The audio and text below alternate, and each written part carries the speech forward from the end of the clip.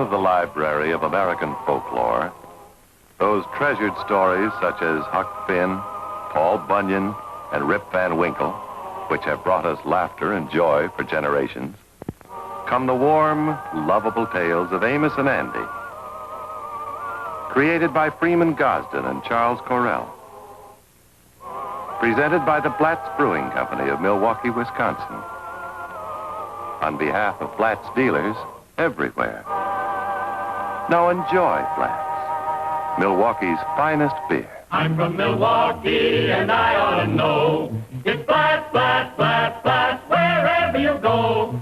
Blatz is the name you will always hear. Blatz is Milwaukee's finest beer.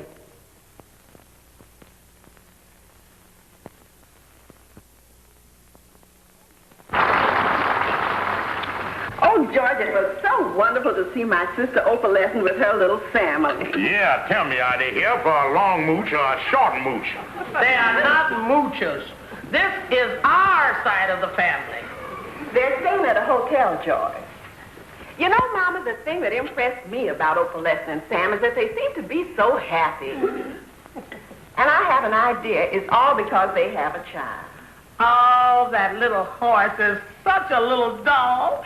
I just couldn't stop loving him. You know, Mama, everybody thinks Horace looks just like you. Well, they're doing great things with plastic surgery these days. Talking. You with that fire break down the middle of your head.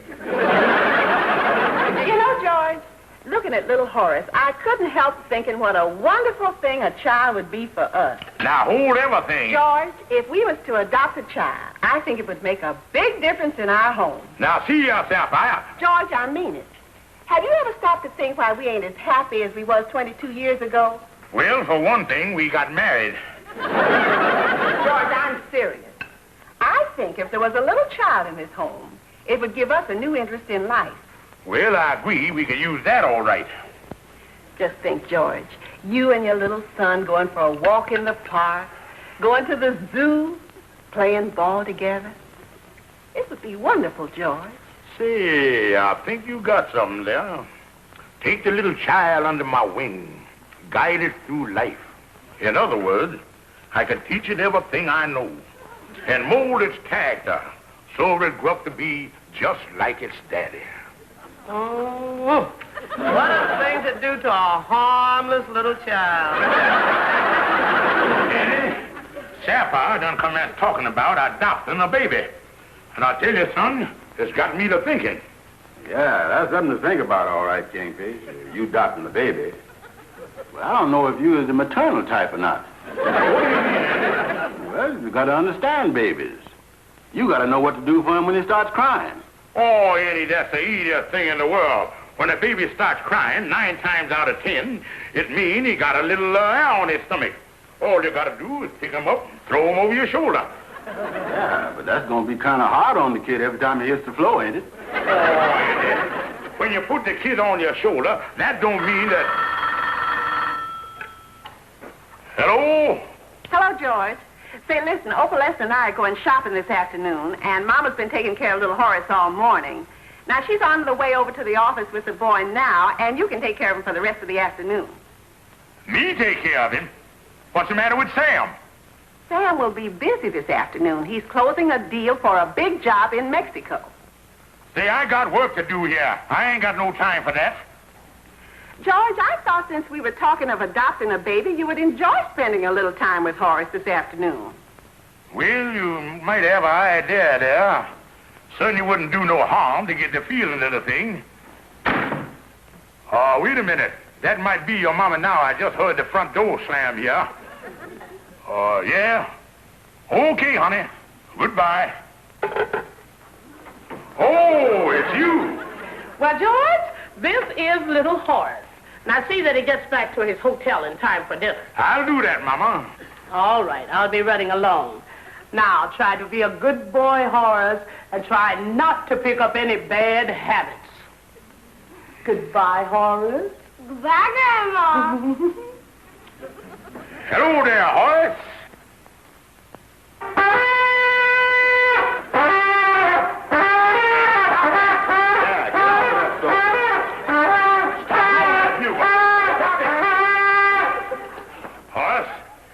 me and you gonna have a little talk. Do you know who I am? Yeah, you're Aunt Sapphire's husband. You're the guy that don't work. Got you pegged, all right. And you're Andy Brown. You don't work either. Glad to meet you. Horace, I'm your uncle. And being your uncle, I want to get better acquainted. Now give your old Uncle George a great big kiss. A kiss? Are you out of your mind? Oh, go ahead and kiss him. He's a nice uncle. Well, if he's so nice, you kiss him. Horace got a nice start here to be a juvenile delinquent, ain't he? What are you going to call a dealer again? No thanks, Horace. I don't want to hear no more of that. Okay, Come on.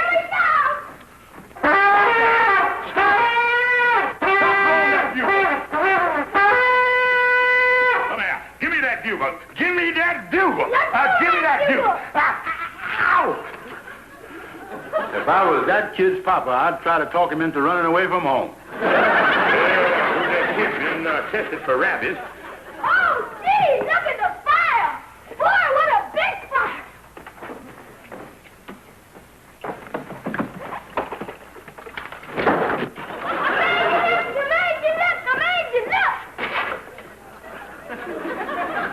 Danny, most of my insurance policies done lapsed up. And I can't take no chances here. Will you take that kid home to the hotel and let him wrestle with his pants? Oh, Please, Andy, take him home, please. okay. Come on, Horace. You take him. Oh, no, Andy, take him, please. Well, I better take this cane in case I sprains my ankle. Come on, Horace. All right, Mr. Brown. But before I go, Uncle George, I'd like to whisper something to you. Well, what is it? This is just for you. Will you lean over and bend your ear down? All right, sonny boy, there you is. The little monster. Uncle George, come on, Mr. Brown. Think I'll be running along, Kingfish. What do you say, Andy? I say I'll be running along. Come on, Horace. Yeah, and I going home and tell Sapphire that adopting a baby is out. And if ever I had any such ideas on the subject, that Horace done blowed them clean out of my head. Uncle George.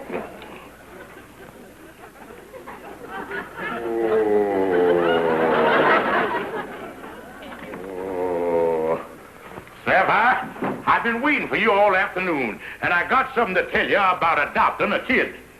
George, I got something to tell you. I just came back from the foundling home, and I saw the most adorable baby there ever was. Now, wait a minute here. George, it's the perfect baby for us, and I know it'll make us the happiest people in the world. Yeah, I spent 5 minutes this afternoon with an adorable little boy, and I was lucky enough to come out of it alive. That Horace is a killer. Oh, George, maybe today was just one of Horace's off days. But this baby I saw, he is heavenly. Look, Sapphire, I got my hands full with you and Mama, and I ain't interested in opening up a new front. I wanted the doctor to show him to you. Now, promise me you go over and look at him. He's just 6 months old, and he is adorable. Well, all right, I'll go over and look at him, but that's all. As it is, I'm liable to go through life with a fractured cranium.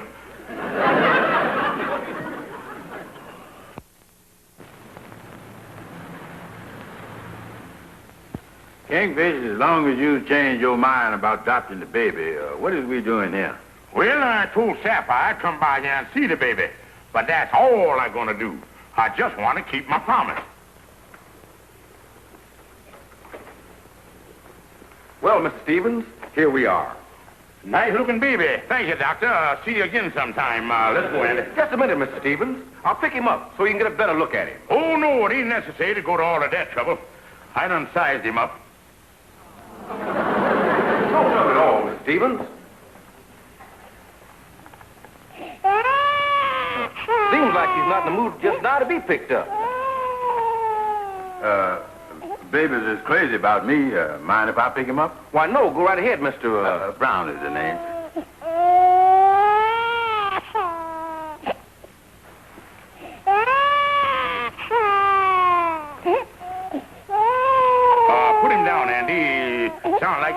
enough to be the bugle-blowing type to me. I'm sorry he's a little out of sorts. Yeah, look like you don't want to be picked up all right. Come on, Andy, let's get on out of here. Mr. Stevens, why don't you try holding him? Me? Oh, no, thank you. Oh, go ahead, Kingfish. Just hold him once. He's a cute little fella. Well, then I can tell Sapphire that I had him in my arms.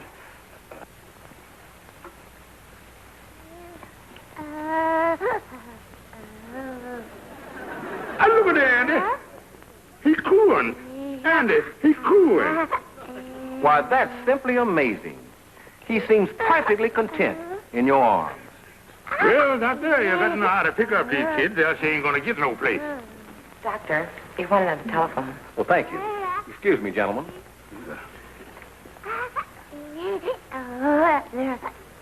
Come on, Andy, let's go. No use hanging around here.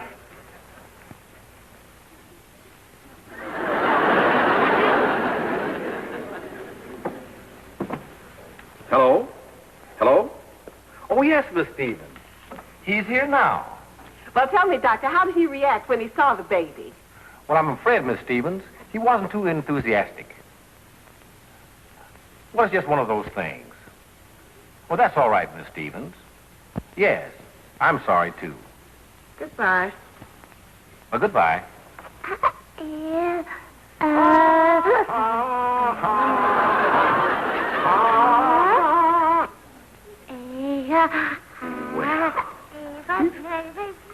Well, this some kid all right, Doc. Yeah, listen at him talk there. Why, he's smart. He liable to grow up to be one of them child tragedies. Yeah, he's a nice kid, all right. Yeah, take him there, Andy. Now, hand him back here. Well, I like this one, Doc. Wrap him up. I'm afraid, Mr. Stevens, it's not as simple as that. Mr. Stevens, there's one formality that we require before you can adopt one of our babies. And what's that, Doctor? Well, to make sure you have a stable financial record, we'll send an investigator around to check on your current financial standing and your past business experience. You mean you gonna investigate my business record? Yes, we must do that, Mr. Stevens, for the security of the child. So all you have to do now, Mr. Stevens, is let us know when it will be convenient for our investigator to call.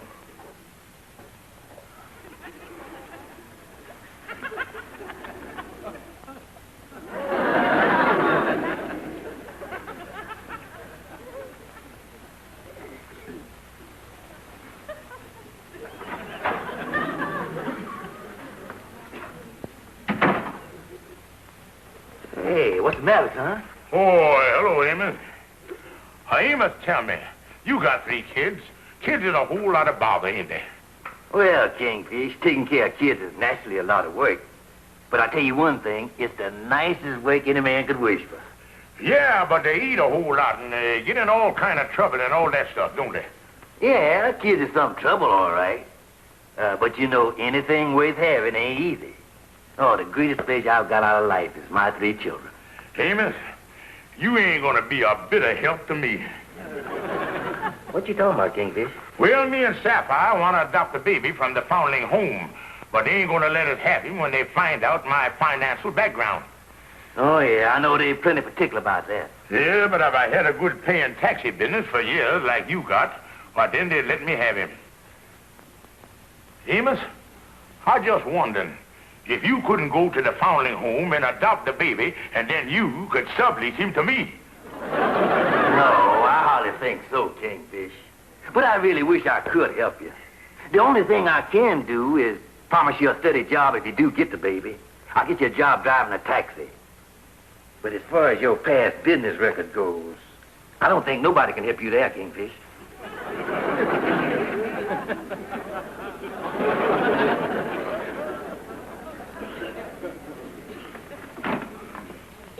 Hi, Calhoun. Well, hi, Andy.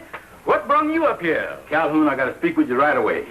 The Kingfish has got a big problem, and we don't know what to do. Well, we can do just what we've done them other 5 times.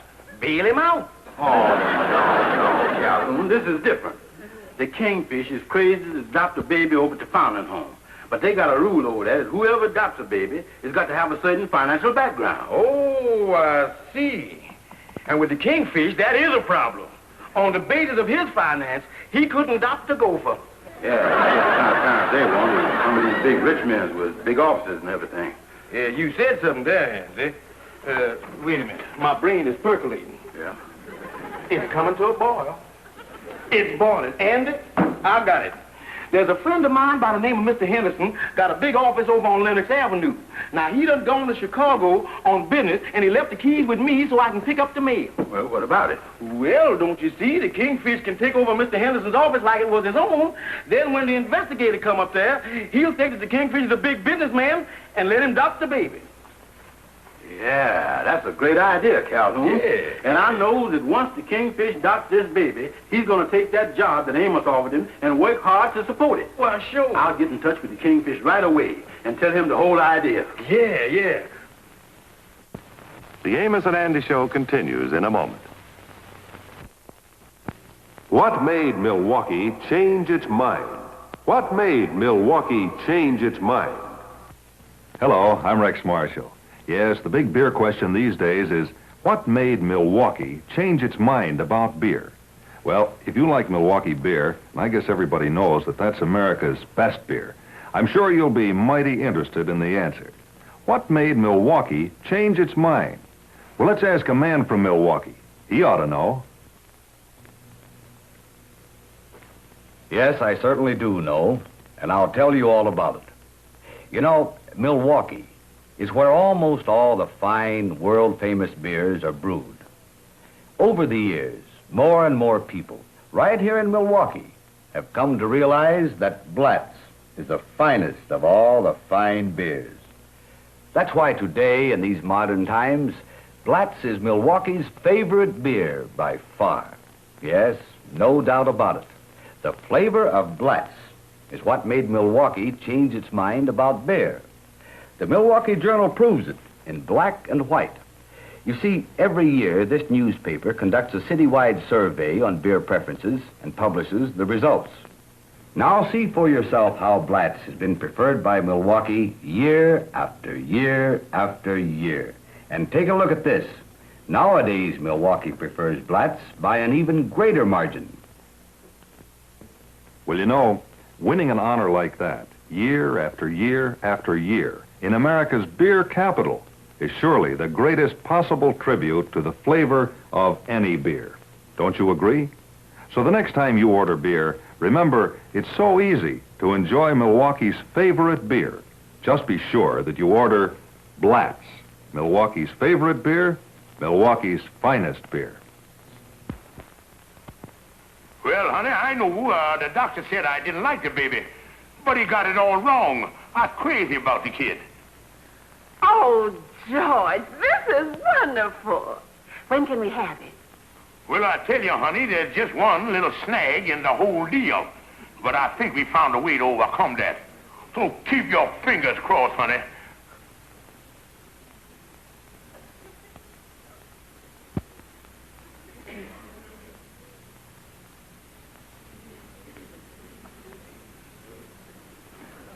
Mr. Stevens. Yes, Executive Secretary. Mr. Phillips here from the Foundling Home to see you. Show him in, Executive Secretary. Thank you. Right this way, Mr. Phillips. Thank you.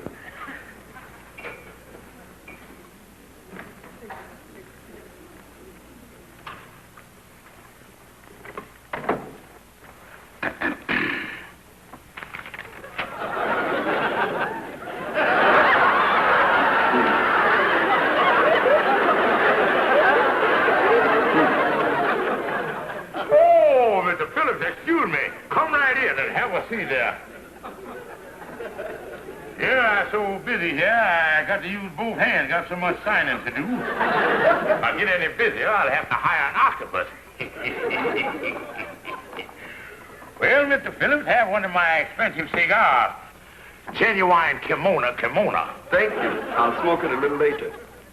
Well, Mr. Phillips, I know what you're here for, so I guess we better get on with the interview. But I don't guess you'll mind my executive secretary, Mr. Brown, sitting in on the conference. Oh, not at all. Yeah, smart boy, that Brown. He been to Harvard. Oh, yeah. Very interesting. Well, I'd like to get on with the investigation, if you don't mind. Yeah, go ahead and ask me anything you want, sir. Now, about your business background, Mr. Stevens, just what type of business is this Acme Corporation? Oh, you want to know what the business is here? Yes, the Acme Corporation. What do you manufacture? Well, I tell you, we've been making these things for 20 years. Funny how them little things can slip your mind, ain't it? The Acme Corporation, Well, it means just what the name says. We is a corporation that manufactures Acmes. Yeah, that's right. I tell you, these Harvard boys are sharp as tacks. You manufacture Acmes? Yeah, of course, we don't make the small Acmes.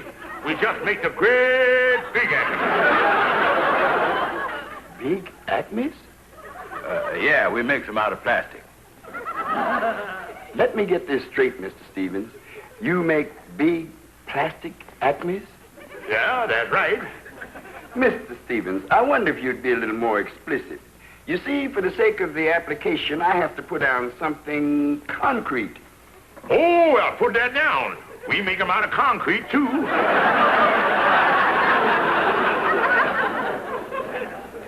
Hello? This is Mr. Henderson of the Acme Corporation speaking. Yes, I just got back from Chicago, and I'd like to sign a contract with you this afternoon. Well, my office is just a couple of blocks from here, and I'll pick up the necessary papers. All right. Goodbye. Well, now we come to the rather personal phase of the investigation, Mr. Stevens. Your financial status. Well, I could tell you all that myself, but I wish my personal accountant was here. He could give you the actual figure. I said I wish my personal accountant was here. Hi, Mr. Stevens. Well, this ain't a coincidence. Al Godwin J. Calhoun, my personal accountant. Mr. Calhoun, you know Mr. Brown. Oh, yes. And this is Mr. Phillips, who's investigating my finance. Maybe you could elucidate him up on my bank balance. Oh, yeah. Sure. Now, let me see here. I deposited all the checks we received this morning and run them up on the ad machine and got the slip right here.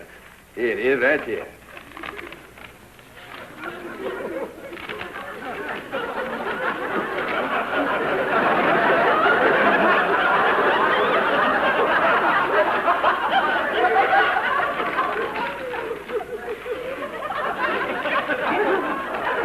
Here it is. $742,864.19. It would have been more, but unfortunately, we run out of paper. Well, Mr. Phillips, I guess that gives you all the financial information you need. Thank you, Mr. Calhoun. Oh, not at all. It was a pleasure to serve you. Nice meeting you, Mr. Phillips. Good day, gentlemen.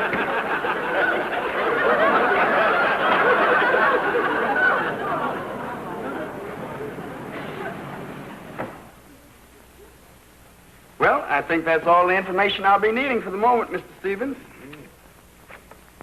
Oh, this pen must be leaking. I have ink all over my fingers. You mind if I use your washroom, Mr. Stevens? Oh, no, go right ahead. I got a lot of signing to do here. I think it's right over there. They've been remodeling the office. I ain't quite sure. Well, thank you.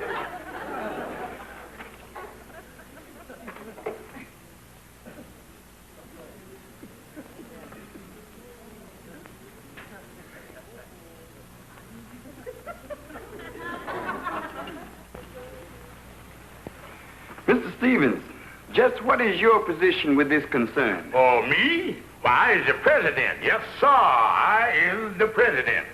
Well, I've just been noticing this picture here on the wall, and according to that, Mr. Henderson is the president.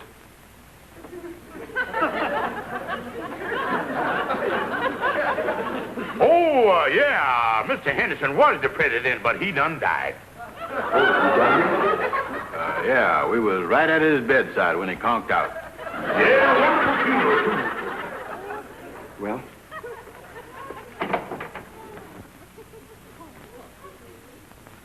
Son, I want to thank you for jumping in and explaining what this Acme Corporation is. Yeah, I was really on my toes there, wasn't I? You know, Andy, it was a lucky thing that Calhoun had the key to this place. Yeah. And you sure made him think you was president of this company. Yeah, and you want to know something funny? I probably would make a better president than that goof up there on the wall. Yeah, I talking about me. Why, I could run the whole...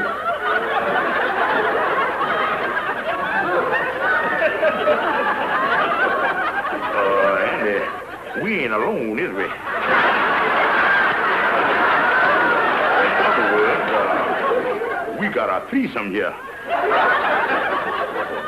Well, by any chance, could this third party be... Double check. I demand an immediate explanation of this. Now, wait a minute, mister. Don't go calling the police or nothing. I can explain everything. We don't mean no harm or nothing. Another one.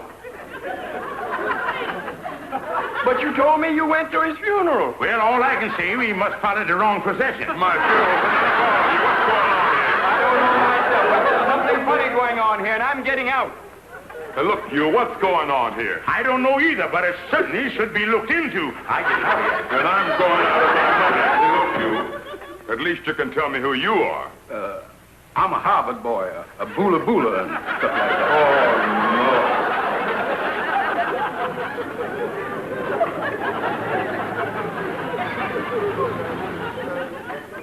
Is that you, George, honey?